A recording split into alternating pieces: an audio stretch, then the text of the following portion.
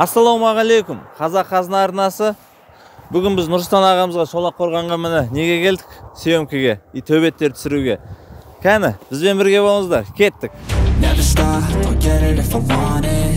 Gotta make to myself a promise. I won't quit, keep going till I got it. I won't give up till I'm on top. Yo, no, I ain't the type to give up. If I do something, man, I do it till I get what I want. I turn a business out of nothing into something I love. I got a poker face, but honestly, I'm not one to bluff. I flip a switch, never miss, man, I always stay up. Don't let them see you, bitch, always have a plan to stay tough. This life...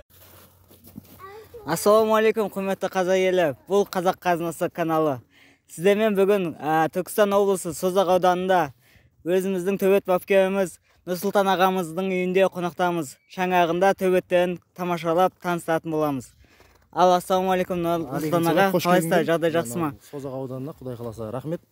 Аман-есен ат телетіп кепсіңдер. Құдай қаласа Созақ ауданында өзіміздің бағып отқан төбеттеріміз. Алдымызда жатқан молодежкеде былтыр чемпион болған Алашордада 66-та қазір өнер көрсетіп жатқан Арлан деген төбетіміз бар. Сол төбетіміздің бел баласы Құдай қаласа биыл 2-ке толып жатыр. Бұның линиясы астынан Қаракене, Зубай, Ағарлан, Жон бар. Үстінен Ақтабан яғни Құттаяқ қой. Бұны енді Құдай қаласа биыл жастар арасында тестілік сынаққа Құдай қаласа ертең 18-іне қоссақ па деген ниетіміз бар. Не дейміз енді, Құдай қаласа былай қарай жүріп келесі төбеттеріміз көрсек, Құдай қаласа бұл төбет өзі негізі Түлкібастағы Бекболат ағамыздың Қарабас деген чемпион есенгі болған екі төбет бар, соның қаны астыда, үстіде. Негізі бұл қанға қызыққан себебім Қарабайдың шешесі өзіміздің Созақ ауданынан шыққан. Мен Қарабастың ба, Қарабайдың енді екеуінің біреу, оны шатасып тұрмын мен. Ортада көп сөйлемегендікі ғой. Құдай қаласа, қазір 7 айдан 8 айға басып жатыр. Жаңағы айтып кеткен төбетімізбен бірге күнделікті 7-8 километр дайындықта тренировкада тұрған еді. Құдай қаласа келесі жылдары жайлап ортада Құдай қаласа өнер көрсетеді деген ниетіміз бар. Құдай қаласа, иә. Аға жеңісін көріңіз. Құдай қаласа, иә. Біздің өзіміздің Созақ ауданынан шыққан аварийген бір қанжығымыз бар еді. Құдай қаласа, соны бір аварийген бір жақсы төбетке салып, Құдай қаласа өзіміз бір төбет бір бөлек бір линия шығарсақ па деп, Құдай қаласа соған жұмыс істеп жатырмыз. Алла бұйырса, ол да нәтижесін көрсетіп қалады. Нұрсұлтан аға, енді мынау төбетті әлі өзіңіз бір айтып бір не істесеңіз. Бұл төбет чемпион есенгі супертяжда Басардың ұяласынан түскен. Бұл да супертяж, қолка метр, салмағы 95. Қазір енді шамалы азыңқы күйі көріп тұрғандарыңыз. Құдай қаласа. Жасы қаншада бұның? Жасы 3-ке толып жатыр, Құдай қаласа. Енді бұл әлі тесттік испытаниялар шықпады ма? Шықпады. Құдай қаласа, осы алдағы жылда Құдай қаласа ойнатып, Құдай қаласа бағын сынайды бұл, Құдай қаласа. Алла бұйыртса. Ал анау тұрған қара төбетіңіз? Бұл қара төбет өзіміздің Ернар деген ағамыздың, осы итте Ернар братандікі. Осы өзіміздің ауылдың беткіптары ағаларымыздың бірі. Ол ит Таймас дейміз. Ол әкесі өзі Пахабек ит тұғын. Сол өзі алдына өзі Таймас деп өзі бөлек линия бол. Мына Қаракөш деген бар. Көп біздің өзіміздің Түркістан облысы көп білет. Қаракөш өзі доп итсиятта мықты ойнап жүрген ит. Өзінің бағын жақсы сынап жүр. Артта тұрған қаншық бұл асты Даймонский, үсті Қаракене. Бұл өзі линиясы да күшікті де жақсы береді. Осы жақында күшіктен шығып еді. Осы қаншықтан аласыздар күшікті? Осы қаншықтан аламыз күшікті. Өте мықты төбеттер екен. Таңғаларлық төбет, үлкен өте. Шымкенттегі Мұса бауырымыздағы 100 килолық сырттан деген иттің шешесі жаңа Даймон Қаракене деп атқанымыз. Әке жағын білмейсіздер ме? Әке жағы Қаракененің немересі, біздің өзіміздің айта кететін бір, қазір Шардарада Берік деген ағамыз бар. Сол кісінің шаруашылығынан шыққан. Жоқ, сол кісінің Қаракененің немересі бар тұғын, содан түскен. Ернар ағамызда Қапылан деген ит болған. Әкесі сол негізі үсті имбридинг қой Қаракенеге. Иттің несін сапасын Құдай қаласа үлкен дәрежеге жеткізсек деп осыған Құдай қаласа жақсы ырғаш иттеріміз қойғымыз келіп тұр. Мақсаттарыңызға жетеміз. Рахмет. Таймас деген өзіміздің Ернар ағамның айтылған Пағабек Таймас деген бар. Соның баласы. Мына Таймас, бұның да аты Таймас. Бұны осы Ернар ағам өзінің ырғаш итіне салып, мына күшік түскен міне. Бірде-бір мынау аунамай түскен. Бұл да ырғашы Құдай қаласа жақсы ырғаш ит болады. Осыдан да Құдай қаласа жақсы күшіктер аламыз деген ниетіміз бар. Жалпы мал шаруашылығында бұл төбеттің келтірген пайдасы қандай сізге? Бұл төбеттер негізі төбеттерді бағу еріккеннің емес. Бұл қазір мал шаруашылықта, осы шаруашылыққа мысалға өткенде суық күнде, өткенде аяздарда ит құс түсті қораға. Сол кезде біздің осы төбетіміз бар, тағы шаман деген қазір көрсететін боламыз. Сол төбеттеріміз ит құсқа шауып, бір жүрегі түкті жігіттің иті мықты болатынын көрсетті да. Қасқырға төтеп берді. Қасқырға төтеп берді, иә. Малда аманда ап қалды да. Иә. Өзі малдың соңында иелік етіп, өз қарап бас көз болып, бағатын адамға да өзі де былай жүреді. Келесі біздің көрсететін төбетіміз бұл шаман. Бұл үсті жағынан линиясы чемпион мир шаман. Астынан Мустановтың қызынан түскен шаман чемпион шаманның бел баласы. Бұл да жаңағы айтқан ит түскен кезде екінші болған ит осы ит. Бұл да осы Дәуленбаев Сұлтан ағамыздың шаруа қожалығында қызмет етіп жатқан, өзінің пайдасын тигізіп жатқан шаруашылыққа төбетіміздің бірі осы. Мінезі қой мінезді, адамға да, малға да, сиырға, жан-жануарға зияны жоқ. Ит құсқа неге жүректі, тупай-тупай. Біздің бір мақтаныш төбетіміз осы. Мынау келесі төбетіміз қайтпас 66 килограмм салмақта өнер көрсетеді тестілік сынақта. Бұл төбетіміздің үстінен қаракене, астынан ескі қандар, қайтмаз, мойнақ. Бұл төбетіміз Есенгіде ойнады, Алашордада да ойнады. Өте жақсы төбет, адамға жоқ, характері бәрі өте жақсы, керемет. Мықты төбет.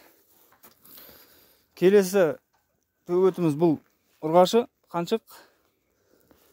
Бұл қаншықтың линиясы астынан ескі қандар, сол үстінен Атқанбек Юлдашев ағамыздың чемпион барон деген иті. Содан түскен қыз ұрғашы. Салмағы 75, осы тұрыста бойы 75-80. Құдай қаласа жаңа қайтпаспен вязка болып жатыр. Құдай қаласа мықты төбеттер түседі деген ойдамыз. Ай, красавица. Бұның линиясына келсек, бұл үстінен қаракене, астынан да қаракене имбірдейін көпшім. Ағарлан бар бұның қанында, жон бар, қаракене бар. Қазіргі таңда енді осыны асырап отырық. Жасы қазір 1 жас 8 ай болды. Құдай қаласа енді күзде мала дүшкіге тестілеуге қоссақ па деп отырдың Алла бұйыртса. Кезекте бұл төбетіміз 1 жасар қолымызда ұстап отқан молодой.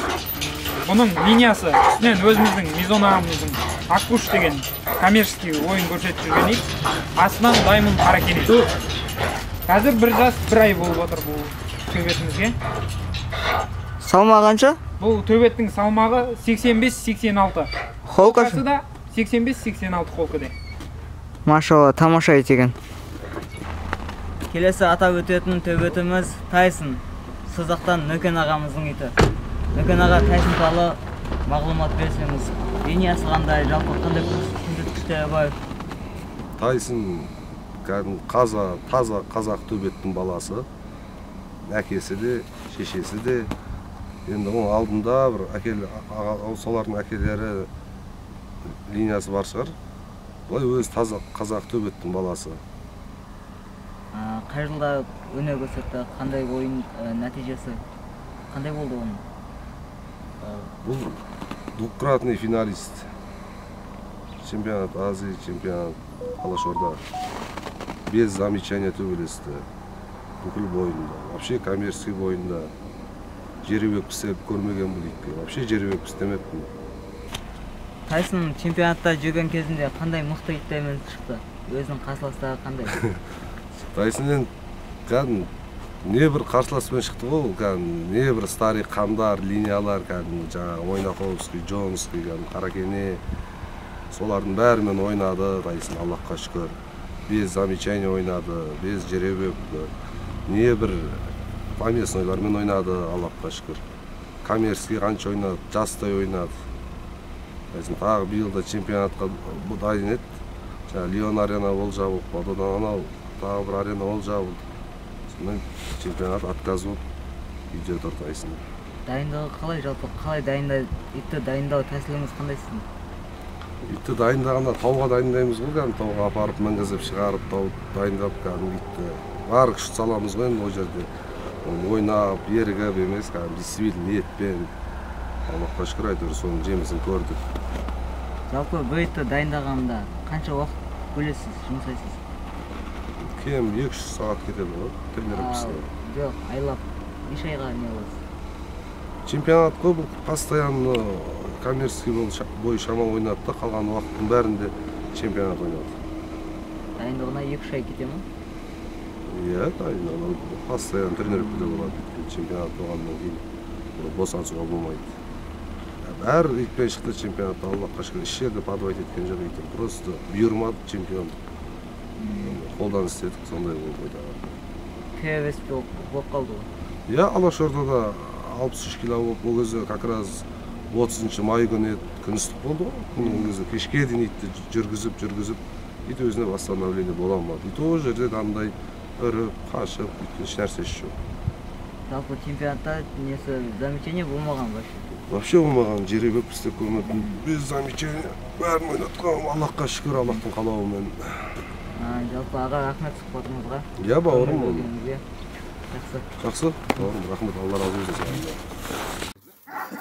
Ай, молодец. Кәде мынау енді Тайсон. Жол.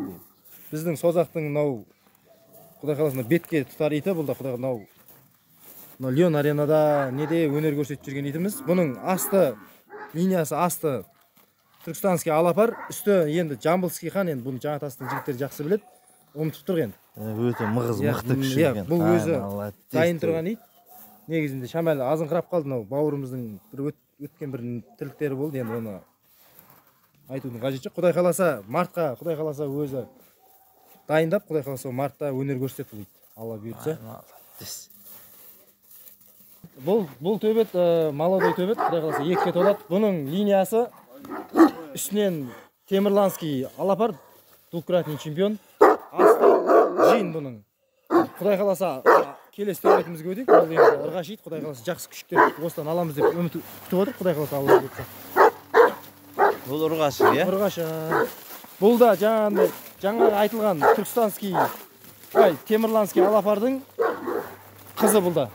Асты өзіміздің Қайрат деген ағамыздың үлкен кісілер білет Таймас деген иті болған. Соның қызынан түсіп отыр бұл ит. Келіскен төбе деген. Келіскен, Құдай қаласа бұл осыдан жақсы күшіктер күтіп отыр енді, Алла бұйыртса. Нөке, төбетке қызығушылығыңыз қандай сіздің? Төбетке қызығушылық осы өзіміздің бала күннен ауылда өстік, неде өстік, итке деген өзіміз санамды күшік көрдік, не қылдық, қызықтық, содан өзім еташтамда тұрсам да сол жақта бала өзі итке құмар болғаннан кейін, ол қанша жасын келгеннен кейін өзі күшік көріп, не қылғаннан кейін адам өзі ит баққысы келіп, сондай болып ашылады. Мен өзім сол қалай айтсам ол негізі бірінші жұмыс, екінші хобби деп айтады ғой. Сол хоббиіміз осы ит бағу. Төбетті баптап, ары-бері шығарып, жақсы қандарды көрдік, бойцовый қандарды көргеннен кейін, бір-біріне шатыстырып көргеннен кейін, ол бойцовый итті результат беріп атады. Сонан кейін уже ары қарай жақсысынан дамытып, Құдай қаласа өзіміздің Созақ ауданында да жақсы иттер бар. Чемпион Есенгі Басар бар, супертяжда. Одан кейін супертяжда алапар деген итіміз бар, югтың чемпионы болған. Одан кейін үшінші чемпион өзімізді 66-та Арлан.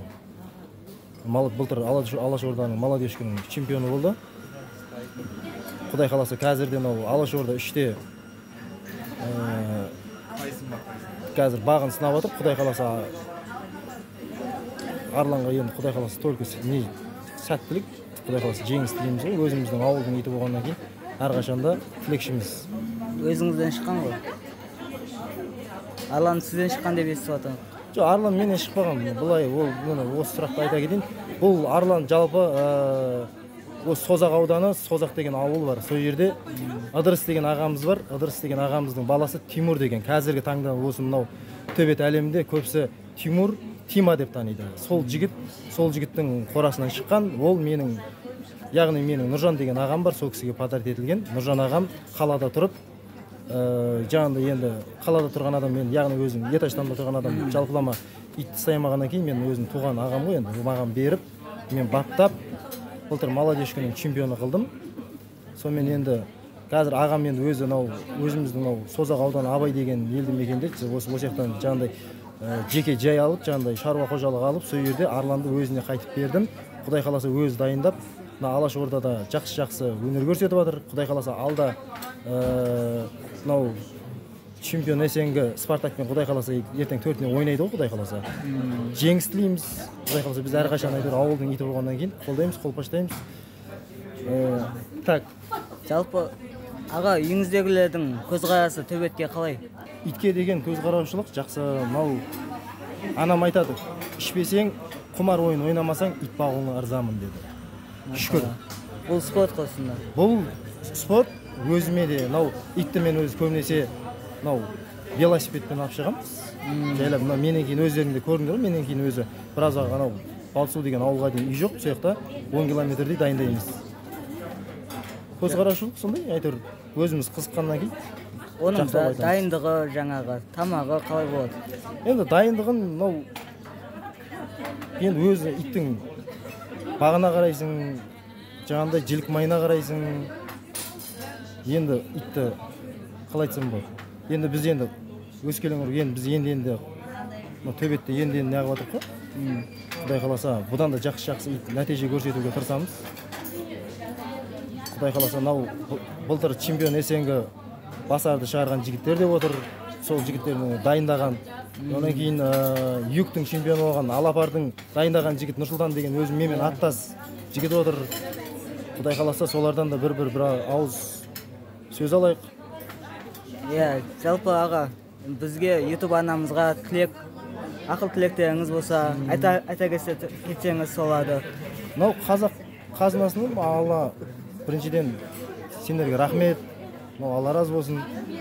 Сонау жерден келіп, аттелеп кеп отырсыңдар ғой. Бұл өзі көбісі анандай ит десең өзі біртүрлі, халық өзі біртүрлі қарайды ғой, жалпылама негізі. Бір итті бағу, жалпылама бітпегенде, айналып келгенде бір ит почти 50 мың теңге расход айналып келгенде. Қазақ қазынасы, еңбектерің жана берсін. Ырысбек ініміз, бастап отқан ісіңе береке берсін. Әрқашанда табысты, жемісті болып жүріңдер. Рахмет. Рахмет аға, Алла разы болсын сізге.